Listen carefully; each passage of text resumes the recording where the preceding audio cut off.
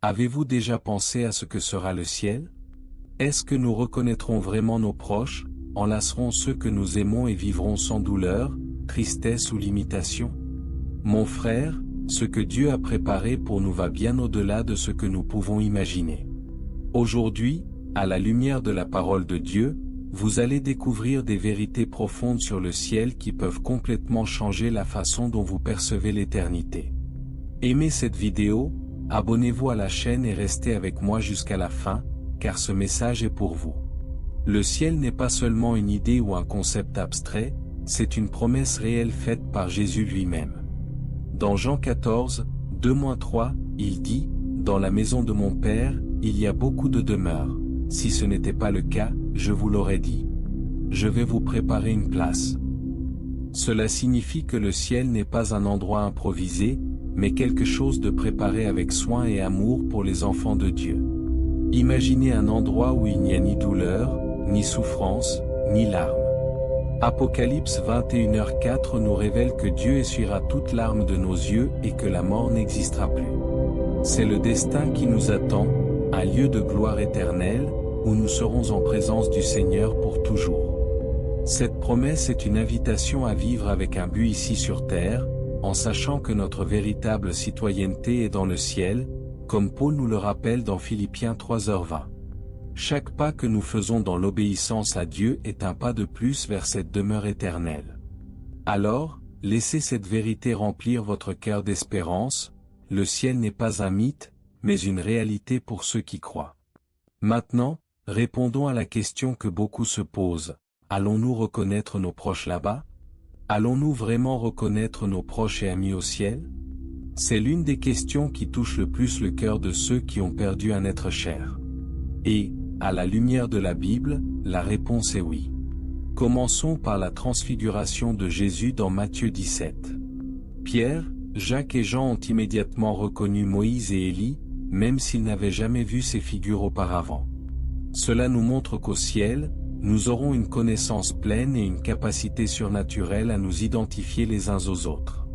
Un autre exemple puissant se trouve dans 1 Thessaloniciens 4, 13-18. L'apôtre Paul console les chrétiens en disant que ceux qui se sont endormis dans le Seigneur seront réunis avec nous. Cela indique qu'il y aura une réunion et une reconnaissance entre ceux qui sont partis et ceux qui sont restés fidèles. Mais voici le plus émouvant, ces relations seront transformées. Au ciel, il n'y aura ni douleur, ni rancune, ni blessure. Les connexions que vous avez eues ici seront purifiées et glorifiées par l'amour parfait de Dieu. Imaginez regarder dans les yeux d'un père, d'une mère ou d'un ami et les voir complètement restaurés, reflétant la gloire de Christ. Et ce n'est pas tout. Chaque moment vécu sur terre, chaque sourire et même les larmes que vous avez partagées feront partie d'un témoignage éternel de la grâce et de l'amour de Dieu. Rien ne sera effacé, tout sera racheté et élevé à un niveau que nous ne pouvons pas imaginer. Alors, oui, vous reconnaîtrez ceux que vous aimez au ciel, mais pas comme de simples souvenirs du passé, ils seront complets, transformés et éternels. Vous vous demandez peut-être maintenant, et à quoi ressemblera ce corps glorifié dont parle la Bible? Explorons cela dans le point suivant. À quoi ressemblera la vie au ciel? C'est une question qui remplit nos cœurs d'attente. La Bible nous donne des aperçus fascinants de cet endroit préparé par Dieu. Et croyez-moi, l'éternité sera bien plus incroyable que ce que nous pouvons imaginer. Apocalypse 21h4 nous promet qu'au ciel, il n'y aura plus de mort, de tristesse, de pleurs ou de douleur. Toute larme sera essuyée, et la souffrance appartiendra au passé. Maintenant, imaginez une vie où chaque instant est rempli de joie, de but et de paix, sans peur de l'avenir ou des blessures du passé. L'une des choses les plus impressionnantes de la vie au ciel est que tout ce que nous ferons sera une expression d'adoration. Dans Apocalypse 22h3, nous lisons que les serviteurs de Dieu le serviront. Mais ne pensez pas au travail comme nous le connaissons ici sur terre, plein de fatigue et de frustration. Au ciel, chaque tâche sera accomplie avec joie, gratitude et une énergie infinie, comme une participation directe au dessein divin. Et que dire des merveilles que Dieu a créées? Le ciel sera un lieu de découverte éternelle. En 1 Corinthiens 13h12, Paul dit que nous connaissons maintenant en partie, mais qu'un jour nous connaîtrons pleinement. Cela indique que nous vivrons en explorant les mystères de la création et de Dieu lui-même. Il n'y aura jamais d'ennui ni de monotonie, car le caractère infini de Dieu garantit qu'il y aura toujours quelque chose de nouveau à apprendre, à expérimenter et à admirer. De plus, les relations au ciel seront pures et parfaites. Il n'y aura plus d'égoïsme, de ressentiment ou de malentendu. Imaginez vivre en harmonie complète, où chaque interaction reflète l'amour parfait de Dieu. Tous ceux qui seront au ciel partageront une communion spirituelle profonde, connectés par un amour éternel qui transcende tout lien humain. L'adoration sera le centre de tout, mais elle ne sera ni forcée ni répétitive. Chaque acte d'adoration sera vibrant, rempli de gratitude et d'un amour sincère. Être en présence de Dieu, le voir face à face, sera le plus grand privilège de notre existence. Comme le dit Apocalypse 22h4, ils verront le visage de Dieu. Au ciel, il n'y aura pas de limitation physique ou spirituelle. Chaque jour sera une occasion de vivre pleinement, d'explorer, de servir et d'adorer avec une joie qui ne s'épuisera jamais. Mais cela nous amène à une question importante.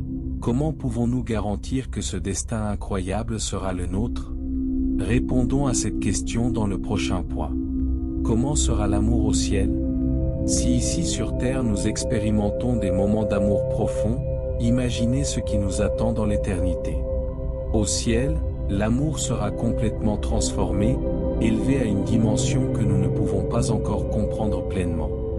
Dans Matthieu 22h30, Jésus nous révèle qu'au ciel, il n'y aura pas de mariage comme nous le connaissons sur terre.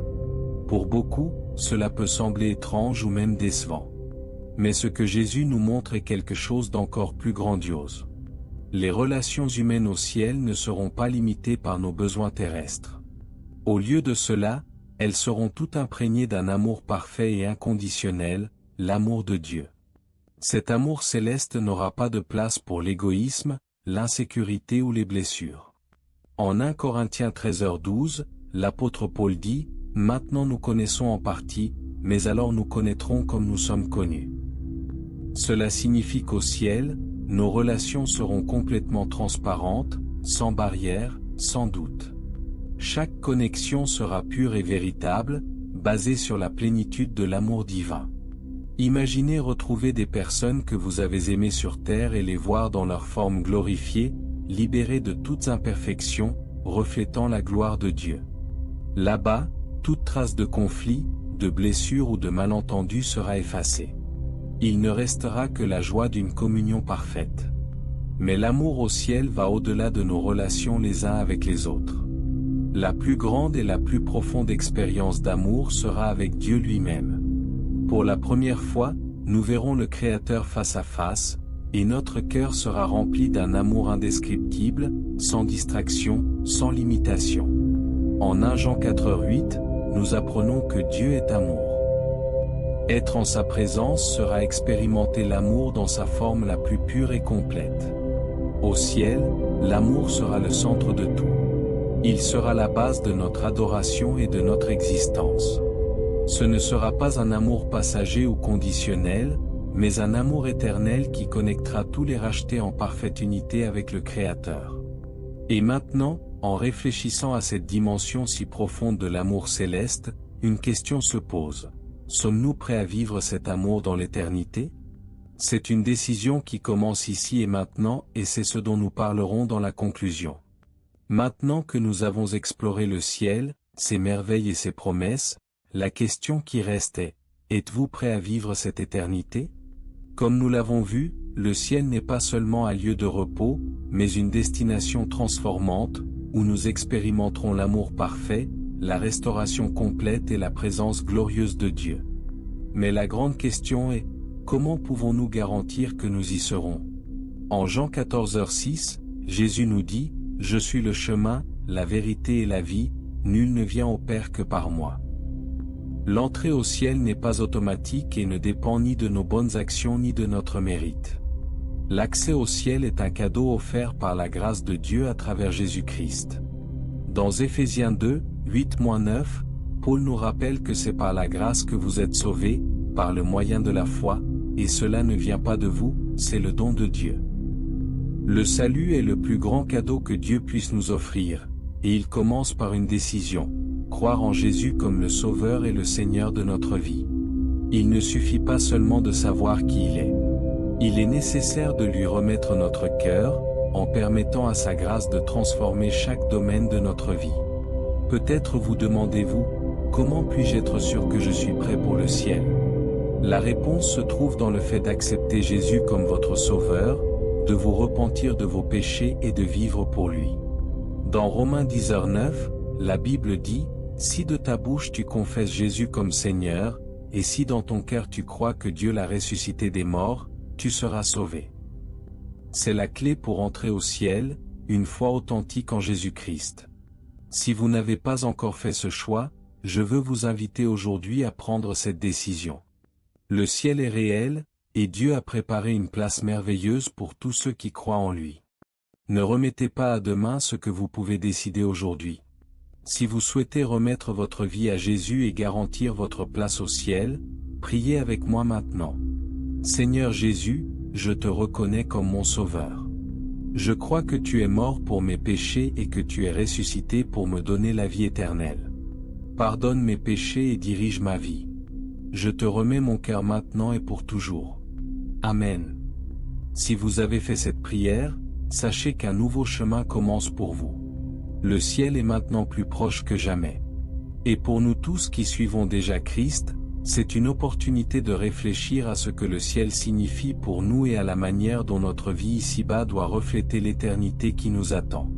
Si ce message a touché votre cœur, partagez-le avec d'autres et aidez à répandre l'espoir que le ciel est réel et que Jésus nous y attend. N'oubliez pas de liker, de vous abonner à la chaîne et d'activer les notifications afin que davantage de personnes puissent entendre parler de l'amour et des promesses de Dieu. C'est la promesse que Dieu nous a faite. Le ciel est réel, et il nous attend. Que ce message remplisse votre cœur d'espérance et de foi. Que Dieu vous bénisse abondamment et que la vision du ciel transforme votre vie ici et maintenant.